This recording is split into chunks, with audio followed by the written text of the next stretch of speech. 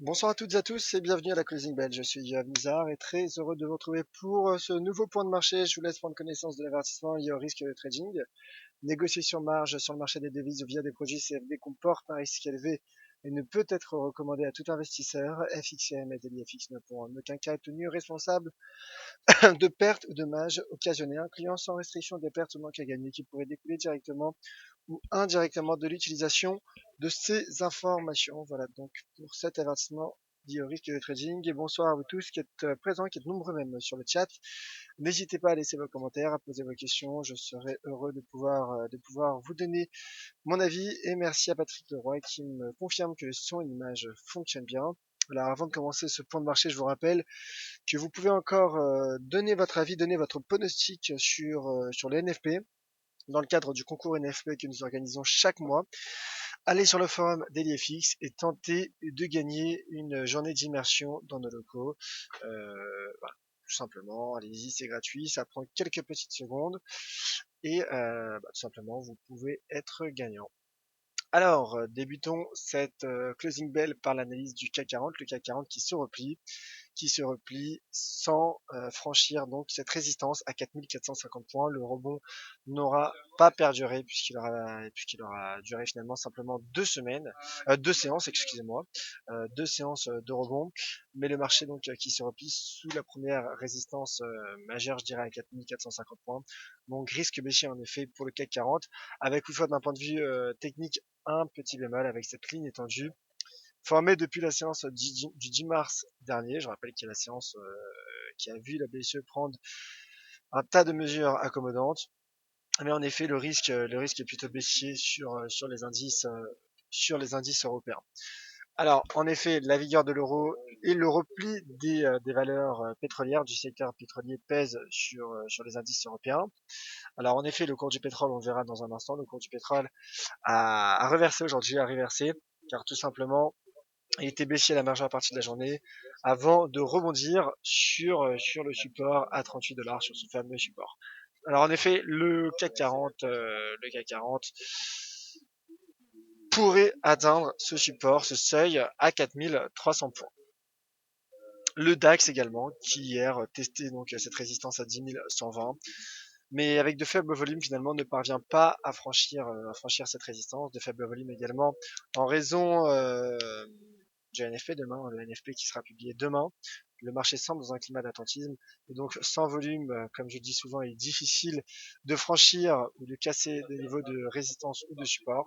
Et donc le marché latéralise et le DAX donc se replie sous la partie supérieure de ce rectangle et donc prend la direction de ce seuil, de ce support à 9890 points qui est ma prochaine cible sur l'indice allemand.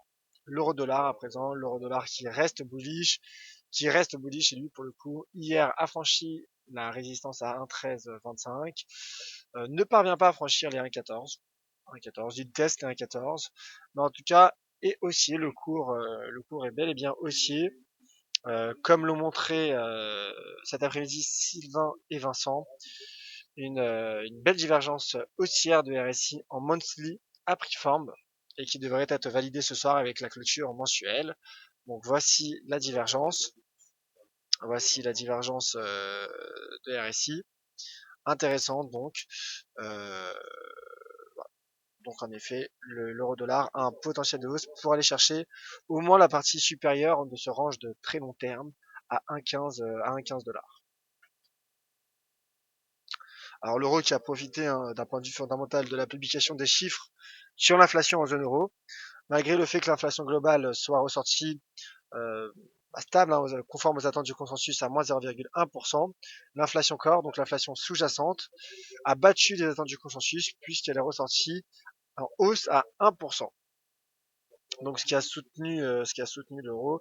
Et ce qui est intéressant de remarquer, c'est que finalement, les mesures prises par Mario Draghi n'ont pour le moment pas d'effet sur les marchés, puisque les indices européens sont fragiles et l'euro bullish, l'euro haussier. Donc les indices européens, en effet, enfin en tout cas les mesures prises par Mario Draghi et la BCE n'ont pas eu l'effet escompté pour le moment par le marché.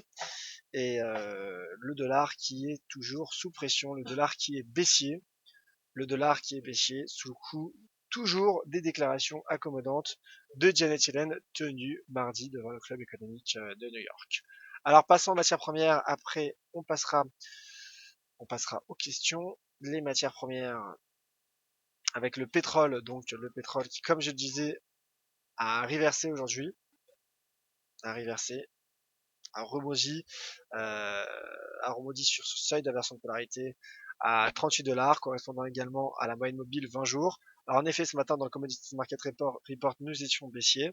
En tout cas, le marché tentait de casser ce support, mais comme je le disais, tant que la bougie journalière n'est pas clôturée, ne dégageons pas finalement de stratégie de manière trop hâtive. C'est la raison pour laquelle je disais qu'il fallait attendre la clôture journalière pour pouvoir viser les 36,18. Pour le moment, le cours rebondit et sur ce seuil d'inversion de polarité à 38 $, je maintiens mon objectif court terme à 40 $. Voilà. L'once d'or. Alors, un graphique weekly que je trouve intéressant. Un graphique weekly. Pourquoi intéressant de constater d'abord que le marché évolue sous la forme d'un range. Entre 1217 et 1280 $. Que le marché rebondit justement sur ce support à 1217, en tout cas sur cette zone 1217 $, et que pour le moment, le marché, certes, ralentit, mais aussi, donc la hausse n'est pas transcendantale, mais finalement, le cours de l'once d'or rebondit, et selon moi, a le potentiel pour aller chercher dans un premier temps ce niveau à 1260, puis 1280 $. Autre élément intéressant sur ce graphique, c'est l'indicateur MACD. L'indicateur MACD qui, en effet est aussi indique une tendance haussière, puisque la MACD est supérieure à la ligne de signal, mais est surtout en territoire positif, ce qui confirme donc que le cours de l'once d'or a de nouveau un potentiel de hausse, malgré le fait en effet que le MACD commence à se stabiliser, ce qui correspond également avec cette stabilisation du cours de l'once d'or. Mais à moyen terme, en tout cas, je maintiens mes objectifs à 1260 et 1280 $ pour le cours de l'once d'or. Fondamentalement, cette hypothèse est soutenue par la faiblesse actuelle du dollar américain et donc du fait que vraisemblablement la Réserve fédérale des États-Unis ne resserrera pas, en tout cas resserrera sa politique monétaire, mais de manière accommodante, si je puis utiliser cet oxymore. Voilà donc pour le résumé de la séance du jour. Passons aux questions. Avant un webinaire inédit qui vous sera proposé ce soir par Étienne Lapouche d'FXCM dans cette même salle de trading et qui portera sur les stratégies de trading via les ratios de Fibonacci. Alors, passons aux questions. Beaucoup de questions d'ailleurs sur le chat, je vous en remercie, n'hésitez pas. Commentaire de la part de Pado. Bonsoir Yoav, merci de me donner une fourchette au bas NZD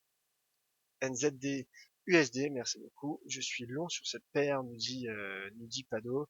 En effet, il y a, comme je le disais ce matin, il y a des stratégies, des signaux qui sont en train de prendre forme sur cette paire.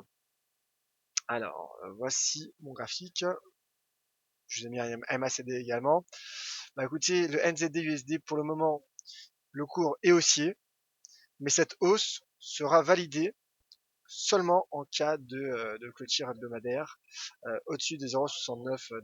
Pour le moment, le marché prend forme, en tout cas le cours prend la forme, avec un seul risque, je dirais, c'est le NFP. Avec le NFP, tout est possible. Tout est possible. Un retournement est possible. Donc prudence, en effet, à un moment donné journalier, il y a eu un avalement aussi qui a pris forme. Le cours donc a eu la force de rebondir et de, pour le moment, franchir les 0,69, puisqu'hier, le marché a clôturé au-dessus de ce niveau. Et donc, vu que vous êtes long, mon cher Pado, j'arrête tout simplement qu'il y ait un scénario d'invalidation en cas de cassure des 0,69. Nous en sommes proches. Et sur du long terme, du très long terme, en tout cas sur les semaines à venir, les mois peut-être à venir, je vise 0,76 $, si bien sûr la clôture hebdomadaire serait confirmée, car en effet, cela validerait également une configuration technique de continuation sous la forme de trois méthodes ascendante, conjuguée donc à ce franchissement potentiel. Cela donnerait un objectif théorique à 0,76. D'ailleurs, le cours rebondit également sur sa MM 20 semaines, ce qui est également intéressant de constater. Et le MACD croise à la hausse la ligne 0, ce qui confirme donc le potentiel de hausse sur le NZD USD. Alors visiteur qui indique que si l'or casse 1240, on va à 1255 rapidement. Enfin, potentiellement 1240 de toute façon est un chiffre rond, donc en effet chaque cacheur de chiffre rond est, significative, d'autant plus qu'en effet il y a un niveau à 1237 que le cours teste. Alors juste mon cher visiteur, pour être plus précis, lorsque l'on va tout ça tout simplement on dit franchir une résistance et casser un support. Ça c'était pour la parenthèse. Alors, Tony, Tony qui demande si je saurais juger le risque éventuel de volatilité sur les stats chinoises. On dirait une ETE sur le CAC. Alors, en effet, il y aura de la volatilité car il y aura les PMI chinois attendus également cette nuit, la nuit prochaine. Donc, je ne vais pas juger la volatilité. Euh, Regardez peut-être l'indicateur VIX. En tout cas, il y aura de la volatilité probablement, surtout si les chiffres ne ressortent pas conformes aux attentes du consensus. Alors concernant le CAC 40, une ETE sur le CAC, en effet, mais qui pour l'instant ne prend pas forme. En tout cas, pour l'instant, ne pas validé, je veux dire. En effet, épaule, tête, épaule. En cas de cassure des 4300, cela validerait l'ETE, et donc on pourrait retomber sur les 4150 le cas échéant. Alors, RX Trade, qui visiblement a apprécié mon analyse euro-yen, bah écoutez, j'en suis ravi, si j'ai pu vous aider. On va mettre le graphique de l'euro-yen pour analyser ensemble l'évolution du cours. Alors l'euro-yen, le voici. Ah bah, l'euro-yen pour le moment en effet a franchi des niveaux de résistance. Donc en effet, je pense que le signal a été donné hier avec cette clôture supérieure à cette résistance à 127,33. Donc en effet, pour le moment, je dirais, un signal haussier. Il y a un signal haussier, mais voilà, signal haussier qui semble être donné, notamment en données journalières, toujours en données hebdomadaires, toujours pareil. Ce mouvement serait confirmé par la clôture, euh, par la clôture hebdomadaire. Alors, Philérix, et si tu te pensais que le pétrole remontait et les indices aussi? Bah écoutez, tout est possible, hein, de toute façon, comme je le dis souvent, bah, écoutez, nous n'avons pas de boule de cristal, mais en tout cas, c'est le scénario pour lequel j'opte. En effet, pour le moment, le cours du pétrole remonte, et d'ailleurs, j'ai un scénario plutôt aussi sur le pétrole. Je vise, en tout cas, tant qu'il n'y a pas eu la cassure des 38, je vise, je maintiens continue de croire qu'un rebond est possible sur le cours du pétrole. Et d'ailleurs, on voit que malgré le rebond du pétrole aujourd'hui, les indices sont sous pression. Donc, ce qui confirme finalement que le rebond des indices européens soit fragile. Alors, beaucoup d'autres commentaires. Olivier qui demande que se passe-t-il sur l'USD-CAD. L'USD-CAD en effet était baissier suite à la publication du PIB canadien, qui a quasiment atteint mon objectif, donc à 1,2845, puisque le l'USD-CAD a fait un plus bas à 1,2857. Mais le cours qui rebondit, effet de rachat de short après une publication de cette ampleur, suite au taux de croissance donc du PIB canadien. Mais en effet, c'est, je dirais, étrange et paradoxal car le pétrole rebondit également, ce qui montre finalement que le marché n'est pas parfait.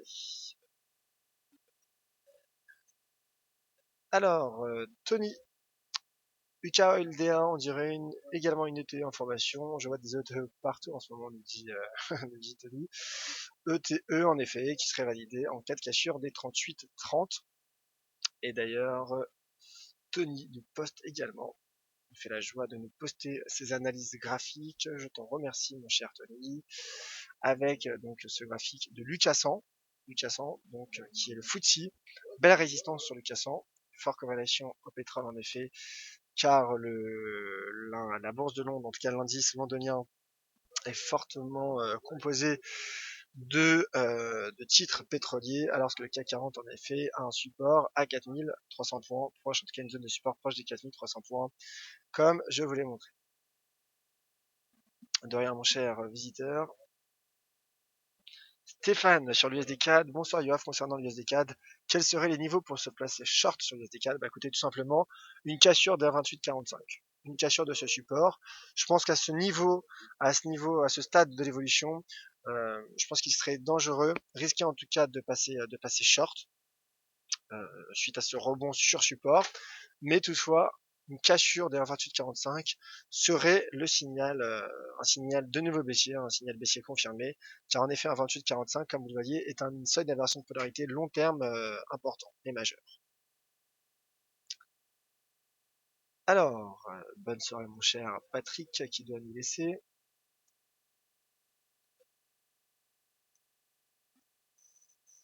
Alors en effet, un visiteur pour faire des captures d'écran, tout simplement sur la plateforme FXM, vous pouvez aller sur Fichier et enregistrer comme image, cela enregistrerait votre graphique. Alors si mon cher ERX Trade,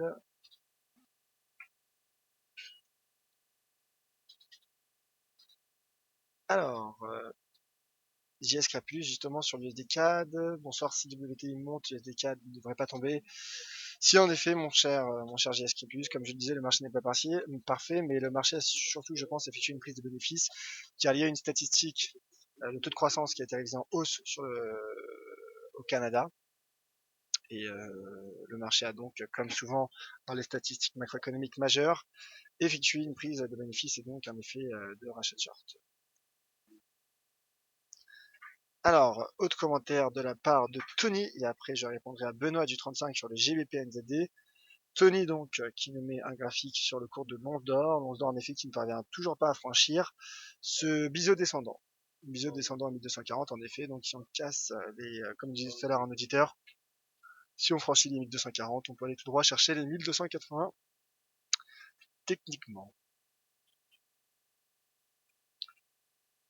Alors, Benoît, donc à présent, Benoît du 35, que penses-tu du GBP NZD?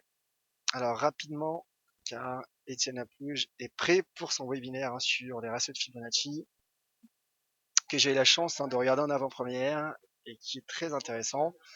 Alors le GBP NZD qui est baissier et qui tente de casser un support. Le GBP NZD en effet tente de casser un support. La livre sterling est sous pression malgré la révision en hausse du taux de croissance britannique, mais la livre sterling subit finalement les déclarations de Mark Carney ce matin à Tokyo, qui indiquait que finalement la politique monétaire de la Banque d'Angleterre ne pouvait pas à elle seule contrarier les craintes liées au ralentissement mondial.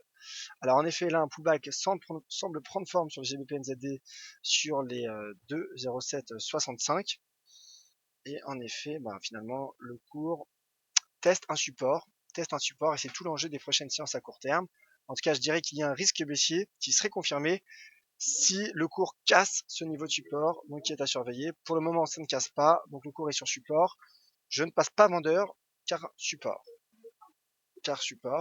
Mais comme je disais, en revanche, on surveillera ce pivot qui est très intéressant, donc ce pivot à 2,0850.